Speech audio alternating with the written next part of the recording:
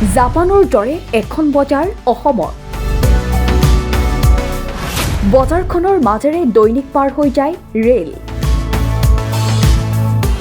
rail আহিলেই আঁতৰাই দিয়া হয় কেইবাখনো দোকান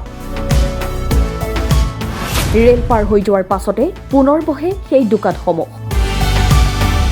পূৰ্বে সপ্তাহৰ প্ৰতি দেওবাৰে বহা এই বজাৰখন বৰ্তমান দৈনিক বজাৰলৈ পৰিণত হৈছে প্ৰতিদিনে হাজাৰ হাজাৰ গ্ৰাহকে ভিৰ কৰে বজাৰখনত বছৰ বছৰ ধৰি ক্ৰেতা বিক্ৰেতাই বিভিন্ন বয়বস্তু কিনা-বেচা কৰি আহিছে মাৰ্ঘেৰিটাৰ আটাইতকৈ পুৰণি এইখন বজাৰ ৰেল অহাৰ সময়ত আঁতৰাই দিয়া হয় ৰেল লাইনত বহা বজাৰৰ কেইবাখনো দোকান তিৰপাল ৰেল পাৰ হৈ যোৱাৰ পাছতে পুনৰ বহে সেই দোকানসমূহ ঐতিহ্যমণ্ডিত বজাৰখনে কোনো ধৰণৰ অসুবিধা নাই কৰা বুলিও মন্তব্য কৰে স্থানীয় লোকসকলে হয় মাৰ্ঘেৰিটা এখন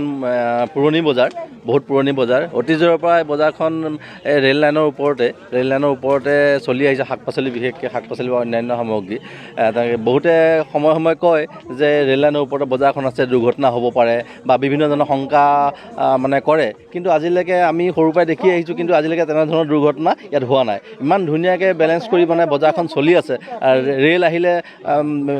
যিসকল বেপাৰী আছে তেওঁলোকে ধুনীয়াকৈ আঁতৰি দিয়ে আৰু তাত ধুনীয়াকৈ ৰেলখন পাৰ কৰি লৈ যায় ঠিক তেনেধৰণৰ ব্যৱস্থা অতীজৰ পৰা এইটো মানে এতিয়া পৰা আমি সৰু থকা অৱস্থাৰ পৰাই দেখিছোঁ